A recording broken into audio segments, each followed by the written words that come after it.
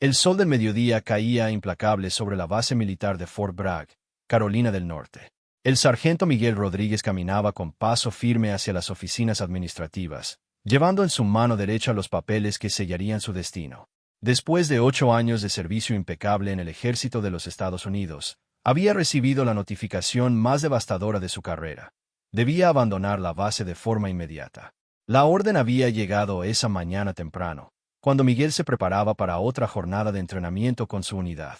El capitán Morrison había entrado al dormitorio con una expresión sombría que Miguel conocía bien. Era la misma cara que ponía cuando tenían que dar malas noticias a las familias de los soldados caídos en combate. «Sargento Rodríguez, necesito que venga conmigo», había dicho Morrison sin mirar a los ojos de Miguel. El trayecto hasta la oficina del comandante se había sentido eterno, con cada paso resonando en el pasillo como el tic-tac de un reloj que marcaba el fin de una era. Miguel había nacido en un pequeño pueblo de Texas, hijo de inmigrantes mexicanos que habían llegado a Estados Unidos buscando el sueño americano. Su padre, Juan Rodríguez, trabajaba de sol a sol en los campos de algodón, mientras su madre, María Elena, limpiaba casas para hacer llegar dinero a fin de mes.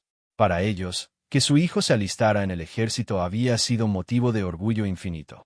Miguel era el primer miembro de la familia en servir a su país adoptivo. Durante sus años de servicio, Miguel se había distinguido por su valentía y dedicación. Había servido 2 tours en Afganistán, donde había salvado la vida de varios compañeros durante una emboscada talibán en las montañas de Kandahar. Sus superiores lo consideraban un ejemplo a seguir, y sus subordinados lo respetaban no solo por su rango, sino por su carácter y liderazgo natural. Pero ahora todo eso parecía no importar. La investigación que había comenzado 3 meses atrás había tomado un giro inesperado. Todo había comenzado con una denuncia anónima que cuestionaba la lealtad de Miguel hacia Estados Unidos. Alguien había sugerido que mantenía vínculos con organizaciones criminales mexicanas, una acusación que había caído como un rayo en cielo despejado. Miguel recordaba vívidamente el día en que fue llamado por primera vez a la oficina de inteligencia militar. El mayor Thompson, un hombre de aspecto severo con más de 20 años de experiencia en investigaciones de seguridad, lo había recibido con frialdad profesional. «Sargento, hemos recibido información que sugiere que usted podría estar comprometido», había dicho Thompson sin rodeos. «Necesitamos que nos proporcione información detallada sobre todos sus contactos fuera de la base, especialmente aquellos relacionados con México». La acusación había golpeado a Miguel como un puñetazo en el estómago. Él, que había arriesgado su vida por la bandera americana, que había visto morir a amigos en tierras extranjeras defendiendo los valores estadounidenses, ahora era visto como una potencial amenaza para la seguridad nacional. Durante las semanas siguientes, Miguel había cooperado completamente con la investigación. Había proporcionado todos los documentos solicitados, había permitido que revisaran sus finanzas personales, había dado los nombres de todos sus contactos. Pero nada parecía ser suficiente. La sospecha se había instalado como una sombra que lo seguía a todas partes. Sus compañeros habían comenzado a tratarlo de manera diferente. Las conversaciones se detenían cuando él entraba a una habitación. Las invitaciones a las reuniones sociales habían cesado. Incluso algunos de los soldados bajo su mando habían empezado a cuestionar sus órdenes de manera sutil pero perceptible. La situación había empeorado cuando los investigadores descubrieron que Miguel mantenía contacto regular con su primo hermano en Tijuana. Roberto Rodríguez era mecánico y tenía un pequeño taller de reparación de automóviles, pero los investigadores sospechaban que podría estar involucrado en actividades ilícitas relacionadas con el contrabando fronterizo. Miguel había tratado de explicar que Roberto era simplemente familia, que sus conversaciones se limitaban a asuntos familiares y que nunca había habido nada sospechoso en su relación. Pero sus explicaciones habían caído en oídos sordos. La paranoia post-11 de septiembre había creado un ambiente en el que cualquier conexión con áreas de conflicto o actividad criminal era vista con extrema suspicacia. La gota que había colmado el vaso había sido el descubrimiento de transferencias de dinero que Miguel hacía regularmente a una cuenta en México. Los investigadores habían interpretado estos envíos como evidencia de posible financiamiento de actividades criminales, cuando en realidad Miguel simplemente ayudaba económicamente a sus padres ancianos que vivían en condiciones precarias. Ahora, mientras caminaba hacia lo que podría ser su última reunión oficial como soldado activo, Miguel sentía una mezcla de rabia e incredulidad. Todo por lo que había trabajado, todos los sacrificios que había hecho, parecían desvanecerse como humo en el viento. El edificio administrativo se alzaba ante él como una fortaleza inexpugnable. Los guardias en la entrada lo saludaron con el respeto habitual, sin saber que posiblemente era la última vez que verían al sargento Rodríguez en uniforme. Miguel devolvió el saludo con la dignidad que había mantenido a lo largo de toda esta pesadilla. Al entrar al edificio, el aire acondicionado le proporcionó un alivio momentáneo del calor sofocante del exterior. Pero el frío que sentía en el pecho no tenía nada que ver con la temperatura. Era el frío de la injusticia, del desprecio hacia alguien que había dado todo por su país y ahora era tratado como un enemigo. La recepcionista, una mujer mayor que había estado allí desde antes de que Miguel llegara a la base, le dirigió una sonrisa triste. Todos sabían lo que estaba pasando. En una base militar, los rumores viajaban más rápido que las balas. El coronel Johnson lo está esperando en su oficina. Sargento, dijo la mujer con voz suave. Miguel asintió y se dirigió hacia el ascensor, cada paso resonando en el mármol pulido del piso. Mientras subía hacia el tercer piso, Miguel cerró los ojos y pensó en su familia. Sus padres habían trabajado toda su vida para darle oportunidades. Su hermana menor había seguido sus pasos y ahora estudiaba en la universidad gracias a los beneficios que Miguel había conseguido como veterano. ¿Cómo les explicaría que todo había terminado de esta manera? Las puertas del ascensor se abrieron con un suave campanilleo, revelando el pasillo que conducía al despacho del coronel Johnson. Miguel había estado allí muchas veces antes, generalmente para recibir condecoraciones o felicitaciones por su desempeño excepcional. Pero esta vez era diferente. Esta vez estaba allí para recibir lo que equivalía a una sentencia de muerte profesional. El pasillo estaba decorado con fotografías de los comandantes anteriores de la base, hombres que habían servido con honor y distinción. Miguel se preguntó si alguno de ellos había enfrentado alguna vez una situación tan surreal como la suya. ¿Habían sido alguna vez acusados injustamente? ¿Habían sentido alguna vez que su propio país los había abandonado? Al llegar frente a la puerta de roble macizo que llevaba la placa dorada con el nombre Coronel James Johnson, Miguel se detuvo por un momento. Sabía que una vez que cruzara esa puerta, su vida cambiaría para siempre. Todo lo que había construido, toda la identidad que había forjado como soldado, quedaría atrás. Respiró profundamente y tocó la puerta con firmeza. La voz del coronel Johnson le dio permiso para entrar, y Miguel giró la manilla dorada, preparándose para enfrentar su destino con la misma valentía que había mostrado en los campos de batalla de Afganistán. El despacho del coronel Johnson era un santuario de tradición militar. Las paredes estaban cubiertas de diplomas, fotografías con dignatarios, y con decoraciones que contaban la historia de una carrera militar distinguida. Detrás del imponente escritorio de caoba, el coronel Johnson se levantó cuando Miguel entró. Era un hombre de unos 55 años, con cabello gris perfectamente peinado y una postura que irradiaba autoridad. «Siéntese, sargento Rodríguez», dijo el coronel con voz firme pero no hostil. Miguel tomó asiento en la silla frente al escritorio, manteniendo la postura militar erguida que había perfeccionado durante años de servicio. El coronel abrió una carpeta gruesa que contenía el expediente completo de la investigación. Miguel podía ver páginas y páginas de documentos, fotografías y transcripciones que representaban meses de escrutinio intensivo de su vida personal y profesional. «Sargento, esta ha sido una de las decisiones más difíciles de mi carrera», comenzó el coronel, mirando directamente a los ojos de Miguel. «Su historial de servicio es ejemplar. Sus superiores hablan de usted en los términos más elogiosos. Sus hombres lo respetan y confían en usted. Pero la evidencia circunstancial que hemos recopilado nos pone en una posición muy complicada». Miguel mantuvo el silencio, sabiendo que era momento de escuchar. El coronel continuó hojeando los documentos mientras hablaba. Las transferencias de dinero a México, los contactos regulares con individuos en zonas de alta actividad criminal, las discrepancias en algunas de sus declaraciones durante los interrogatorios. Todo esto, visto en conjunto, presenta un patrón que no podemos ignorar. «Con todo respeto, coronel», interrumpió Miguel, «cada una de esas supuestas evidencias tiene una explicación perfectamente legítima. El dinero que envío es para mantener a mis padres ancianos. Mi primo Roberto es mecánico, no criminal. Y si ha habido discrepancias en mis declaraciones, es porque he estado bajo una presión inmensa durante meses». El coronel asintió gravemente. «Entiendo su frustración, sargento. Créame, no tomo esta decisión a la ligera. Pero en el clima actual de seguridad nacional, no podemos permitirnos el lujo de ignorar ni la más mínima posibilidad de compromiso de seguridad.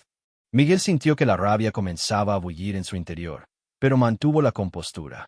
Coronel, he servido a este país durante 8 años. He arriesgado mi vida en combate. He perdido amigos defendiendo los valores americanos. ¿Cómo es posible que ahora se cuestione mi lealtad? Lo sé, sargento. Y precisamente por eso esta decisión es tan dolorosa.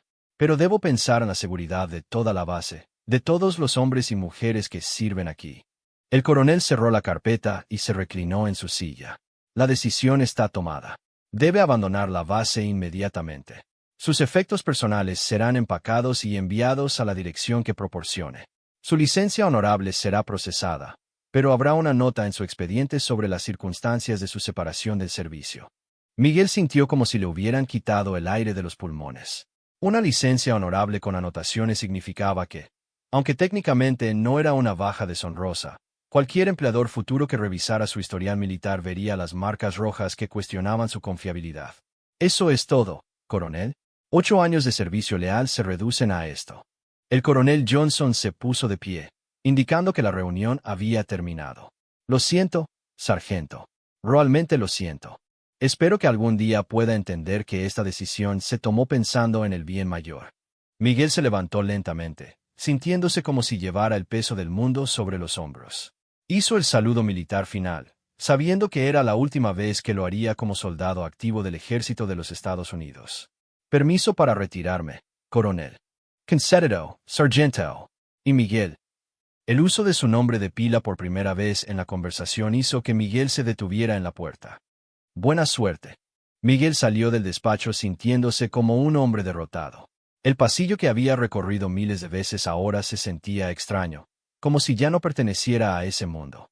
Los soldados con los que se cruzaba lo saludaban normalmente, sin saber que estaban viendo a un hombre cuya carrera acababa de terminar abruptamente.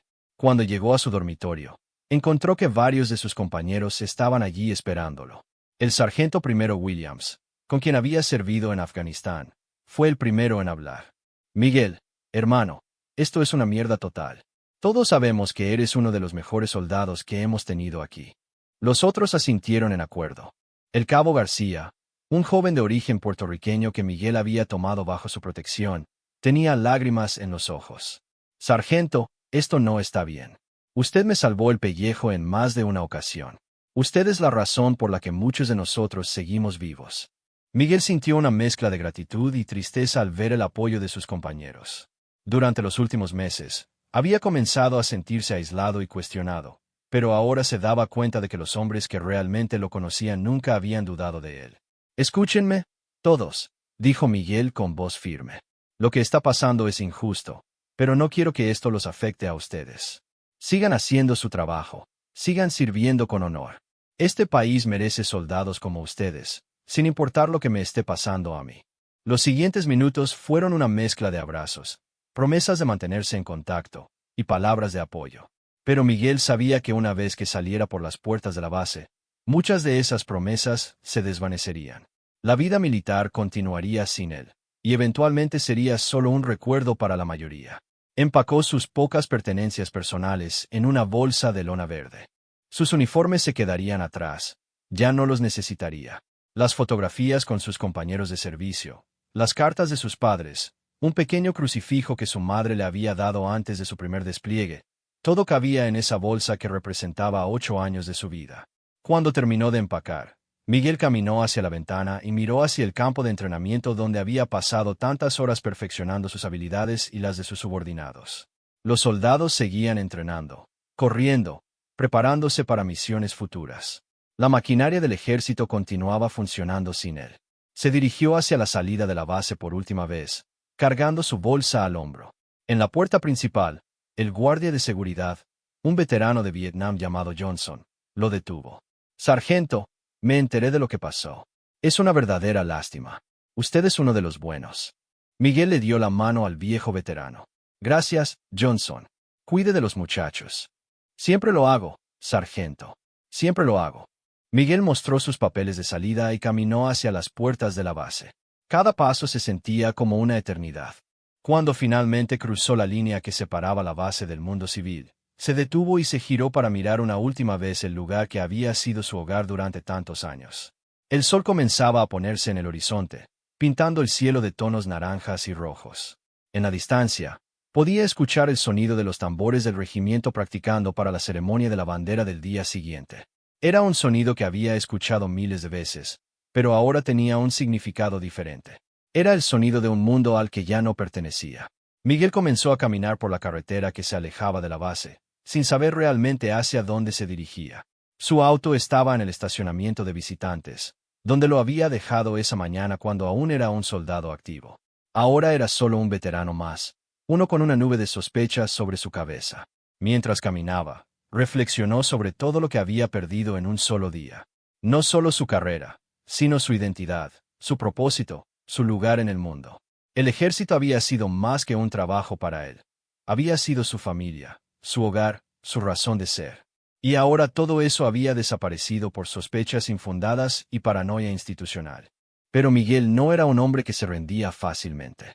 Mientras se alejaba de Fort Bragg, algo dentro de él se endureció. Si el sistema lo había fallado, encontraría otra manera de demostrar su valía. Si su lealtad había sido cuestionada, encontraría una forma de probarla de manera irrefutable. No sabía cómo ni cuándo, pero Miguel Rodríguez estaba determinado a limpiar su nombre y recuperar el honor que injustamente le habían quitado. La batalla había terminado, pero la guerra por su reputación apenas comenzaba. 6 meses después de abandonar Fort Bragg, Miguel Rodríguez se encontraba trabajando como supervisor de seguridad en un centro comercial en las afueras de Charlotte, Carolina del Norte. Era un trabajo muy por debajo de sus calificaciones y experiencia, pero las marcas en su expediente militar habían hecho que conseguir empleo fuera una tarea hercúlea. Cada día, mientras patrullaba los pasillos del centro comercial, Miguel se sentía como un soldado de élite reducido a espantar adolescentes problemáticos y perseguir rateros ocasionales. Sus compañeros de trabajo eran en su mayoría jóvenes sin experiencia militar que lo veían con una mezcla de respeto y curiosidad cuando ocasionalmente compartía anécdotas de sus días en el servicio. La adaptación a la vida civil había sido brutal. Miguel había alquilado un pequeño apartamento de una habitación en un complejo habitacional que había visto días mejores. Las paredes delgadas permitían escuchar las peleas de los vecinos y el llanto de los bebés a todas horas. Era un mundo alejado de la disciplina y orden que había conocido durante 8 años en el ejército. Sus padres, Juan y María Elena, habían estado devastados cuando Miguel les contó lo que había pasado. Su padre, un hombre de pocas palabras pero principios firmes, había llorado por primera vez en décadas cuando supo que su hijo había sido injustamente separado del servicio. «Mijo, tú siempre has sido un hombre honrado», le había dicho su madre durante una de sus llamadas telefónicas semanales. La verdad siempre sale a la luz. Dios sabe la verdad. Pero Miguel comenzaba a cuestionar si Dios, la verdad, o la justicia realmente importaban en un mundo donde las sospechas infundadas podían destruir una carrera y una reputación construidas durante años de servicio leal. La vida social de Miguel también había sufrido. Sus antiguos compañeros del ejército habían mantenido el contacto al principio, pero gradualmente las llamadas se habían vuelto menos frecuentes y las invitaciones habían cesado. Era como si su desgracia fuera contagiosa, algo que podría afectar negativamente las carreras de quienes se asociaran con él. Una noche, mientras estaba sentado en su apartamento viendo las noticias, Miguel vio un reportaje sobre un ataque terrorista que había sido frustrado en una base militar en California. Los reporteros alababan la valentía y vigilancia de los soldados que habían detectado la amenaza. Miguel sintió una punzada de dolor al darse cuenta de que él podría haber estado allí. Podría haber sido uno de esos héroes, si no fuera por las falsas acusaciones que habían arruinado su carrera. Fue entonces cuando Miguel tomó una decisión que cambiaría el curso de su vida. Decidió que no se quedaría de brazos cruzados esperando que alguien más limpiara su nombre. Si el sistema no había funcionado para él, encontraría una manera de trabajar dentro del sistema o alrededor de él para demostrar su inocencia y valor. Miguel comenzó a usar sus tardes libres para investigar por su cuenta los eventos que habían llevado a su expulsión de la base. Utilizó sus conocimientos de procedimientos militares y sus contactos restantes para rastrear el origen de la denuncia anónima que había iniciado toda la investigación. Después de semanas de investigación meticulosa, Miguel descubrió algo inquietante. La denuncia original había llegado a través de un canal que normalmente se usaba para reportar actividad sospechosa en la frontera mexicana. pero los detalles específicos sobre sus actividades personales sugerían que quien había hecho la denuncia tenía acceso a información que solo alguien muy cercano a él podría conocer. La revelación lo golpeó como un martillo. No había sido una investigación de rutina o una denuncia de un civil preocupado. Alguien dentro de la base, alguien que conocía sus rutinas y relaciones personales, había orquestado deliberadamente su caída. Miguel recordó entonces una conversación que había tenido varios meses antes de que comenzara la investigación. El sargento mayor Peterson, un veterano de 20 años con un historial turbulento, había expresado resentimiento porque Miguel había sido seleccionado para un ascenso que Peterson creía merecer. Es gracioso como algunos consiguen todos los brags, había murmurado Peterson después de la ceremonia de ascenso. Especialmente aquellos con las conexiones correctas. En ese momento, Miguel había interpretado el comentario como simple envidia profesional, pero ahora comenzaba a ver un patrón más siniestro. Peterson tenía acceso a los expedientes de personal, conocía los procedimientos de investigación de seguridad y había tenido múltiples oportunidades de observar las rutinas personales de Miguel. Pero saber quién posiblemente había iniciado su caída y poder probarlo eran dos cosas completamente diferentes. Miguel necesitaba evidencia concreta, algo que vinculara definitivamente a Peterson con la denuncia falsa. Fue durante esta época de investigación intensa que Miguel tomó la decisión más importante de su vida postmilitar. Decidió que no solo limpiaría su nombre, sino que dedicaría su vida a prevenir que otros soldados inocentes sufrieran el mismo destino injusto que él había enfrentado. Miguel comenzó a asistir a grupos de apoyo para veteranos, no tanto por su propio bienestar emocional, sino para escuchar historias similares a la suya. Descubrió que no era el único soldado que había sido víctima de acusaciones falsas o procedimientos de investigación deficientes. Había toda una población oculta de veteranos, cuyas carreras habían sido destruidas por el clima de paranoia posterior al 11 de septiembre. En uno de estos grupos, Miguel conoció a Sara Martínez, una ex capitana del ejército que había sido separada del servicio bajo circunstancias similares. Sara era ahora abogada especializada en derecho militar y había dedicado su carrera civil a ayudar a veteranos que habían sido injustamente tratados por el sistema militar. Miguel, tu historia no es única, le dijo Sara durante su primera consulta. He visto docenas de casos como el tuyo. El problema es que el sistema está diseñado para protegerse a sí mismo, no para proteger a los soldados individuales. Sara explicó que aunque existían recursos legales para apelar decisiones militares injustas, el proceso era largo, costoso y frecuentemente infructuoso. Pero también le dijo algo que reavivó la esperanza en el corazón de Miguel. Sin embargo, he visto casos donde la evidencia correcta ha llevado no solo a la reivindicación del soldado afectado, sino también a reformas importantes en los procedimientos militares.